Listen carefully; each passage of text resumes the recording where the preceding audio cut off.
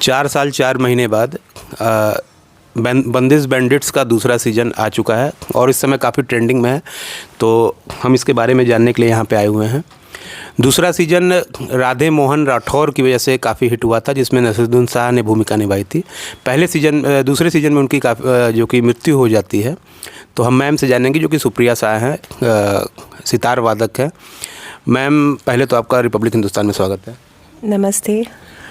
दूसरा सीज़न की जो कहानी है वो कैसी है? जो बंदिश बैंडिट्स का मैंने सारे एपिसोड्स तो नहीं देखे हैं, लेकिन क्योंकि मैं शास्त्रीय संगीत से खुद जुड़ी हुई हूँ, तो मुझे जब मैंने उसके ट्रेलर्स वगैरह देखे तो मुझे एक थोड़े सा क्यूरियोसिटी हुई। तो कुछ एपिसोड्स मैंने देखे हैं शुरुआत के, और उसमें अपेरेंटली जो सीज़न 1 में हुआ, हालांकि सीज़न 1 मैंने देखा नहीं है, पर शुरू में एक रिकैप आता है, तो उसमें एक यंग म्यूज़िशियन की जो जर्नी है,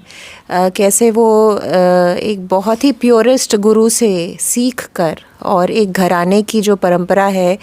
उसको, उसकी जो जिम्मेदारी है और उसकी जो आगे उसको ले जाने का जो एक बहुत बड़ा एक रिस्पॉन्सिबिलिटी उसके गुरु उसके कंधों पे डालते हैं, उसको लेते हुए कैसे वो आगे की अपनी जर्नी को आगे उस पे अग्रसर होता है, और किस प्रकार से जो आज का जो परिवेश है और जो पॉपुलर म्यूज़िक से और जो एक्सपेरिमेंटल और फ्यूजन म्यूज़िक से किस तरह से, और कमर्शलाइजेशन जो है म्यूज़िक का, उससे जुड़े जो चैलेंजेस वो फेस करता है, और उसके बीच में अपनी जो एक शास्त्रीय संगीतज्ञ होने के या शास्त्रीय गायक होने के नाते अपनी कैसे अलग एक पहचान बनानी है इन सारे जो कमर्शियल जो ऑनस्लॉट है, जो मार्केट फोर्सेस हैं, जो पॉपुलर एक डिमांड होती है, और जो मीडिया का उसमें एक रोल है, उस सब के बीच, इन सारे चैलेंजेस के बीच किस प्रकार से वो अपने एक दृढ़ निश्चय करके और अपने को कैसे वो इस्टेब्लिश करता है, अपनी चीज़ों को ना छोड़ते हुए, पर उनको एक इस तरीके से मोल्ड करना और इस तरह से प्रेजेंट करना कि वो इन सारी जो कॉम्पिटिटिव फोर्सेस हैं मार्केट के और म्यूज़िक के ख़ास तौर से म्यूज़िक की फील्ड में जो चीज़ें हो रही हैं और जो पॉपुलर ऑडियंस टेस्ट्स हैं और ऑडियंस डिमांड है, उसके बीच में अपनी जगह उसने कैसे बनाई, ये जर्नी बंदिश बैंडिट्स सीज़न 2 में मेरे ख्याल से दिखाया जाता है। राधे मोहन राठौर, जो कि दूसरे सीज़न में उनकी मौत हो गई है, नहीं है इसमें, नसीरुद्दीन शाह ने भूमिका निभाई है। पहले सीज़न में दूसरे सीज़न की शुरुआत में ये दिखाया जाता है कि एक किताब छपती है उनके खिलाफ, जिसमें उसमें स्त्री द्वेष और अहंकार को दिखाया जाता है। तो उस किताब को छपने के बाद कैसे राधे उस विरासत को संभालता है, इस तरह की बातें हैं। तो कैसा राधे उनकी विरासत को लेकर के आगे चल रहा है? ये जो उसमें ज़रूर कुछ तो एक शुरुआती एपिसोड्स में शायद ऐसा कुछ प्रकरण आता है कि उसके जो गुरु हैं, जो मेन कैरेक्टर है, जिसकी स्टोरी हम देखते हैं, उसके गुरु के बारे में एक किताब छपती है उनके निधन के बाद। किसने छापी? ये दर्शकों को देखने दें या फिर? हाँ, ये मेरे ख्याल से अच्छा होगा, क्योंकि अगर हम सारी चीज़ें यहाँ बता देंगे, हाँ, और क्योंकि मैंने भी सारे एपिसोड्स अभी देखे नहीं हैं, तो अच्छा होगा कि दर्शक इसे स्वयं देखें। तो इस तरह की चीज़ें दिखाने का प्रयास किया जाता है उनके निधन के बाद। तो किसी भी आर्टिस्ट के जाने के बाद अगर उनके ऊपर कोई भी चीज़ इस तरह से छाप दी जाती है, जबकि वो आर्टिस्ट है भी नहीं वहाँ अपनी सफाई देने के लिए, और क्या सच है और किस तरह से, तो ये एक तरह से क्योंकि संगीत जगत से हम जुड़े हुए हैं, तो ये एक कॉमन कंसर्न हो सकता है आमतौर से सभी म्यूजिशियंस का। जी, शास्त्रीय संगीत में पहले सीजन में भी ये दिखाया गया था कि इसमें अनुशासन बहुत ज़्यादा चाहिए, डिसिप्लिन बहुत ज़्यादा मेंटेन रखना पड़ता है, लेकिन कुछ हद से ज़्यादा डिसिप्लिन दिखाया गया है पहले सीजन में। जैसे कई दिनों तक भूखा रहना, एक टाइम खाना बनाना, एक ही टाइम वो खाना बनाता रहता है, इस तरह का उसको कड़ी यातना देना, फिर भी वो संगीत की साधना करता रहता है। तो इस तरह का जो दिखाया गया है। जी, तो देखिए, ये सब चीज़ें शास्त्रीय संगीत की जो तालीम है, और स्पेशली जो हमारे जो पहले के जो बड़े बड़े मूर्धन्य कलाकार जो स्तंभ हुए हैं शास्त्रीय संगीत के, वो सारे इस तरह की जो तालीम का जो एक जो बहुत क्लिष्ट और बहुत स्ट्रिक्ट तालीम जो है उन्हें अपने गुरुओं से मिली है, और इसीलिए कहीं ना कहीं वो मतलब उन सारे स्ट्रगल्स को झेलते हुए वो उस मुकाम को हासिल किए हैं, अपने गुरु की पूरी आज्ञा का पालन करते हुए और उस स्ट्रिक्ट नियम में रहते हुए। क्योंकि शास्त्रीय संगीत विधा ही ऐसी है जिसको हम मतलब सिर्फ आज कुछ मन किया तो कर लिया, कल की नहीं मन किया तो नहीं किया, ऐसा नहीं। वो एक, जब तक आप उसको एक डिसिप्लिन में नहीं करेंगे तो आपको एक उस ऊंचाई को पाना बहुत मुश्किल हो जाता है। और जैसे हम सुनते हैं, क्योंकि मैं मैहर घराने से हूँ, तो मैहर घराने के प्रवर्तक बाबा अलाउद्दीन खां साहब, वो भी एक बहुत ही हार्ड टास्क मास्टर थे, और ऐसी बातें हमने सुनी हैं, अपने गुरुओं से सुनी है कि वो भी बहुत बड़े स्ट्रिक्ट डिसिप्लिनेरियन थे। और हमारे दादा गुरुजी पंडित रविशंकर जी हों या उस्ताद अली अकबर खां साहब, इन सब के साथ उन्होंने एक बहुत स्ट्रिक्ट रेजिमेंट वो फॉलो करते थे, वो इम्प्लीमेंट करते थे, और उसको सारे उनके उन नियमों का पालन किया है, वो डांट खाई है, वो मार खाई है, और तब वो इतने ग्रेट आर्टिस्ट बने हैं। शास्त्रीय संगीत और पॉप की लड़ाई इस सीजन में भी दिखाई गई है, तो ये वर्तमान में रियलिटी में आप बताइए। सीजन की रेटिंग तो हम बाद में रिव्यू भी हम देखेंगे, हमने इतना दर्शकों को हम कुछ अलग बताना चाहते हैं। हमारे दर्शकों को आप ये बताइए कि शास्त्रीय संगीत और पॉप के बीच में मुकाबला है भी? देखिए, ये दोनों बिल्कुल अलग अलग विधाएं हैं, तो इनको एक श्रेणी में डालकर उनके बीच मुकाबला करना ये मेरे ख्याल से जस्टिफाइड नहीं है, ना पॉप संगीत के लिए ना शास्त्रीय संगीत के लिए। और मुझे ऐसा लगता है कि मुकाबला एज सच हो भी नहीं रहा है। आजकल चीज़ें अलग तरीके से एक नया रूप ले रही हैं, क्योंकि जो कलाकार है, चाहे शास्त्रीय संगीत के कलाकार हों चाहे पॉप के कलाकार हों, वो अपनी जो क्रिएटिव बाउंड्रीज़ हैं उन्हें एक्सपैंड करना चाहते हैं। वो चाहते हैं कि वो अलग अलग चीज़ों को एक्सपेरिमेंट करें, वो एक दूसरे की जो क्रिएटिविटी है उसको जाने, और तो इसलिए बहुत सारा कोलैबोरेशन भी हो रहा है। तो बहुत सारा वो उस तरह के काम भी हो रहे हैं संगीत के क्षेत्र में, जहाँ पर अलग अलग जो विधाएं हैं या अलग अलग जॉनर्स हैं, उसके जो रिप्रेजेंटेटिव्स हैं, जो उसके अलग अलग तरह के जो संगीतज्ञ हैं, वो सब आते हैं और अपनी अपनी तरीके से एक साथ मिलते हैं और अपनी अपनी बात कहते हैं संगीत के माध्यम से, और उसमें से बहुत सुंदर सृजन भी हो रहा है। तो केवल हम उसको एक ही ऐसी दृष्टि से देखें कि केवल आपस में मुकाबला है, तो ऐसा नहीं है। सबको एक जगह मिली हुई है, हर प्रकार की विधा को बढ़ने की और पल्लवित पुष्पित होने की जगह मिली हुई है, और मेरे ख्याल से ये चीज़ हो रही है। बंदिश बैंडिट्स ने शास्त्रीय संगीत को प्रोत्साहित तो किया, इसमें कोई दो राय नहीं है। तो किस तरह देखते हैं आप इसे?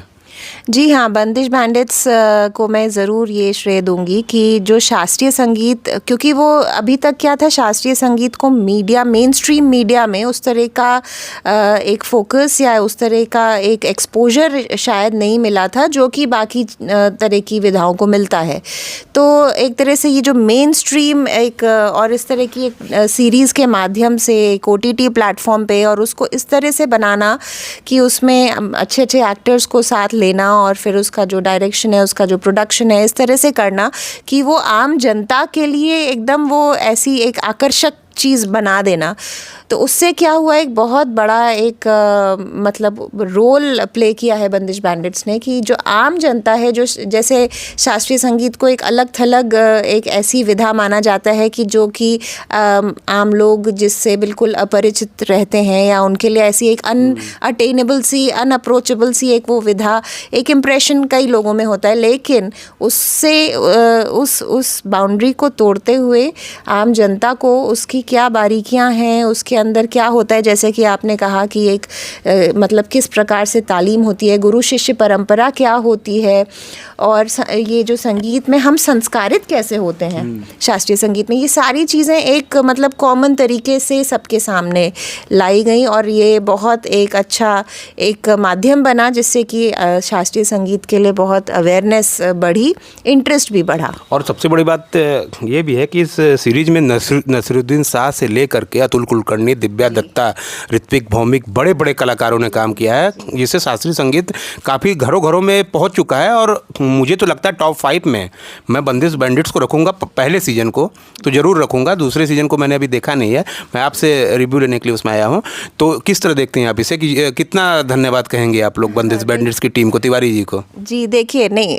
निश्चित ही बंदिश बैंडिट्स ने अपने तरीके से जन साधारण तक शास्त्रीय संगीत के कुछ पहलू पहुंचाने का प्रयास किया है। पर मैं यहाँ एक छोटी सी बात कहना चाहूँगी ज़रूर कि ये सिर्फ बंदिश बैंडिट्स ने काम नहीं किया है। ये शास्त्रीय संगीत से मुझे नहीं लगता कि आम जनता कभी भी अनछुई थी। दरअसल हमारे देश में एक रेवोल्यूशन होता है ना, कि हॉकी को आगे बढ़ाना है, चक दे इंडिया बना दिए, कुश्ती को, महिला कुश्ती को आगे बढ़ाना है, दंगल बना दिए, तब जाके तो हम, हमारे अंदर वो होती है ना, एक चिंगारी जगती है, फिर हम उसको सपोर्ट करने उतरते हैं। तो बंदिश बैंडिट्स ने भी ये काम जहाँ तक मुझे लगता है किया है निश्चित तौर से काफ़ी हद तक उन्होंने इस तरह का एक अवेयरनेस तो ज़रूर हुई है, एक इंटरेस्ट हुआ है। पर शास्त्रीय संगीत जो है वो मुझे ऐसा लगता है, क्योंकि इवन पुराने काल से ही जो बॉलीवुड मूवीज़ होती थी उसमें हमारे बड़े बड़े क्लासिकल म्यूजिशियंस ने म्यूज़िक कंपोजर्स के तौर पे इतनी सुंदर सुंदर रचनाएं की हैं जो कि रागों पर आधारित हैं, और वो पूरी आम जनता उनको सुनती थी और उनको एंजॉय करती थी उन सॉन्ग्स को। तो ऐसा नहीं है कि शास्त्रीय संगीत जो है वो कोई ऐसी चीज़ थी जो कि बिल्कुल ही अलग थलग पड़ी हुई थी। हाँ, एक पेट्रनेज के रूप में या एक एक्सपोजर मेन स्ट्रीम मीडिया की, जहाँ तक मैं बात कर रही हूँ, मेन स्ट्रीम मीडिया में और जो यंग जनरेशन है जो कि म्यूज़िक को नहीं जानती या म्यूज़िक शास्त्रीय संगीत को नहीं जानती, उन तक थोड़ी फेमिलियरिटी लाने में बंदिश बैंडिट्स ने अपने तरीके से ज़रूर एक रोल अदा किया है। बंदिश बैंडिट्स की यूएसपी म्यूजिक है। सीजन 2 में कैसा लगा म्यूजिक आपको? नहीं, संगीत तो बहुत अच्छा है, इसमें बहुत अच्छे अच्छे म्यूजिशियंस जुड़े शंकर महादेवन जैसे। जी। तो और इसमें सितार पर पूर्वायन जी ने अपना म्यूज़िक जो है इसमें कंपोज किया है और उन्होंने भी बजाया है इसमें। और सबसे अच्छी बात है, मुझे यहाँ ये ज़रूर मैं कहना चाहूँगी कि जिस एक्टर ने सितार प्लेयर का भूमिका अदा की है उसने एक बहुत अच्छा एफ़र्ट डाला है। एक्चुअली जो सितार की जो टेक्निक है, राइट हैंड या लेफ्ट हैंड टेक्निक को सीखने का, और जो पीसेस उसमें सितार पर बजाए गए हैं जो उस सीरीज़ में दिखाए हैं, उनको उसी तरीके से जब वो फिल्मिंग हो रही है और वो एनैक्ट कर रहे हैं उस रोल को, और सितार बजाते हुए भी वो एनैक्ट कर रहे हैं, तो उन्होंने बहुत अच्छा प्रयास किया उन्हीं मूवमेंट्स को उसी तरीके से दिखाने का, जो कि आसान नहीं है। आपको उसमें ट्रेनिंग लेनी ही पड़ेगी वो चीज़, वरना इस तरह से दिखाना आसान नहीं है। और ये चीज़ बहुत पहले दिलीप कुमार साहब ने भी जब उन्होंने एक पुरानी ब्लैक एंड वाइट मूवी में अपना एक सितार प्लेयर का रोल अदा किया था, तो उन्होंने बाकायदा जाके वो तालीम ली सितार की, और जो सितार के उसमें पीसेस थे जो उन्हें प्लेयर का रोल अदा किया था, तो उन्होंने बाकायदा जाके वो तालीम ली सितार की, और जो सितार के उसमें पीसेस थे जो उन्हें कैमरे के सामने वो एनैक्ट करना था कि वो बजा रहे हैं, तो बाकायदा उन चीज़ों को उस तरीके से उन्होंने बजाने का या सितार पर अपनी उंगलियां चलाने का पूरा प्रयास किया था, सीख कर, समय बिताकर। तो ये जो एक कमिटमेंट है इन एक्टर्स का भी to bring about authenticity in the work that they are doing, जो काम वो कर रहे हैं, जो एक्टिंग वो कर रहे हैं, उसमें भी एक रियलिज्म लाना और एक उस चीज़ को और ऑथेंटिक बनाना, ये उनका कमिटमेंट और पैशन दर्शाता है कि उन्होंने वो एफ़र्ट भी किया है। तो ये बहुत अच्छा चीज़ है, और म्यूज़िक निश्चित रूप से इसका बहुत अच्छा है, बहुत पॉपुलर भी हो रहा है। दर्शकों को क्यों देखनी चाहिए, कोई एक कारण? बहुत से कारण है, इसकी अच्छी एक स्टोरी लाइन है, और जैसा कि जो हमारा मेन जो एक वो चल ही रही है, इस इंटरव्यू की भी यही थीम है कि इंडियन क्लासिकल म्यूज़िक के लिए एक बहुत इंटरेस्टिंग तरीके से उसको प्रेजेंट करना कि what is this music world all about, क्या है ये संगीत की दुनिया क्या होती है, इसको बहुत अच्छे से, बहुत करंट जनरेशन के लिए रेलेवेंट बनाते हुए, अच्छे एक्टर्स का अच्छा काम, ये सारी चीज़ें हैं। एक इंटरेस्टिंग स्टोरी लाइन है, एक बहुत अच्छा मैसेज है उसमें। अपना जो भी हम काम हाथ में लेते हैं उसको हम किस प्रकार से उसके लिए कमिटमेंट और मेहनत और स्ट्रगल होती है किसी भी एक आर्टिस्ट के जीवन में। और वो सिर्फ आर्टिस्ट की बात नहीं है, वो एक मैसेज बहुत ही बड़ा मैसेज है for which touches I think all aspects of life and हर कोई, आप कोई भी चीज़ कर रहे हो अगर आपको उसमें एक्सीलेंस लानी है तो ये जो सीरीज़ है एक अच्छा मैसेज देती है कि आपको you have to be prepared for struggle, for hard work,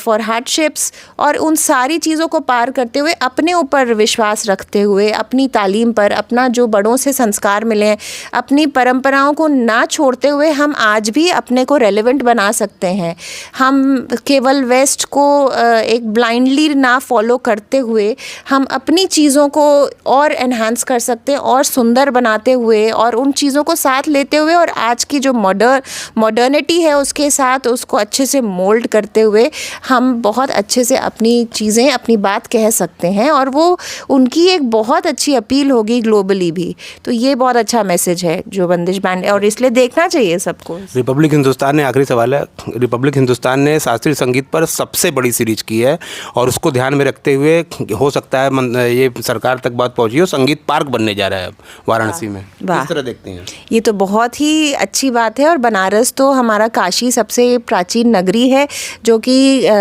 कला, साहित्य, संस्कृति इन सब से ये जुड़ी हुई है, और यहाँ पर यहाँ के जो मिट्टी है और यहाँ की हवा में ही वो जो है रस अपने बनारस में फैला हुआ है। तो अगर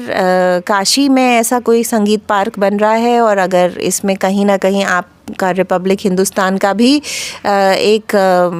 योगदान रहा है, आपके प्रयास सबसे बड़ी सीरीज हमने की थी। जी जी जी, तो इसके लिए आपको से लेकर के बड़े बड़े लोग आए थे, बहुत साधुवाद आपको। और इसी प्रकार से मेरी यही अपील है, सारे ही जो मीडिया से जुड़े जितने लोग हैं, जितने चैनल्स हैं, चाहे वो सोशल मीडिया पे हो या मेन स्ट्रीम जो टीवी चैनल्स हैं, ज़्यादा से ज़्यादा आप अपनी जो संस्कृति है, हमारे यहाँ का जो संगीत है, चाहे वो लोक संगीत हो चाहे शास्त्रीय संगीत हो, उसको आगे आने का, बाहर आने का, लोगों तक पहुँचने का, जन साधारण तक, क्योंकि ये मतलब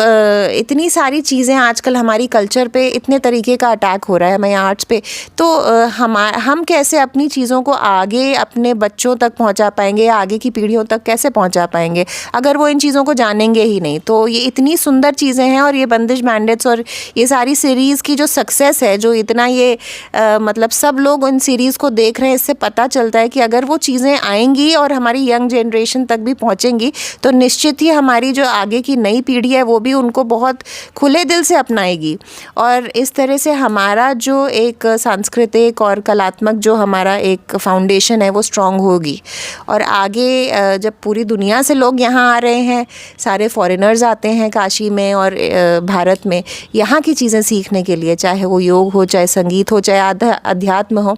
तो क्यों ना हम अपने लोगों तक ये चीज़ें आप सब मीडिया हाउसेस के सहयोग से हम क्यों ना पहुँचाएँ। तो ये थी सुप्रिया शाह जी, जो कि बहुत ही प्रसिद्ध सितार वादक हैं। मैम, हमारे शो में आई, बहुत बहुत धन्यवाद। आपको भी बहुत धन्यवाद। इनका कहना है कि बंदिश बैंडिट्स जरूर देखनी चाहिए, और मेरा भी व्यक्तिगत मानना है कि पहला सीजन तो टॉप 5 में मैं रखता हूँ अब तक के सभी वेब सीरीज़ को। दूसरा सीजन आप ज़रूर देखें। धन्यवाद।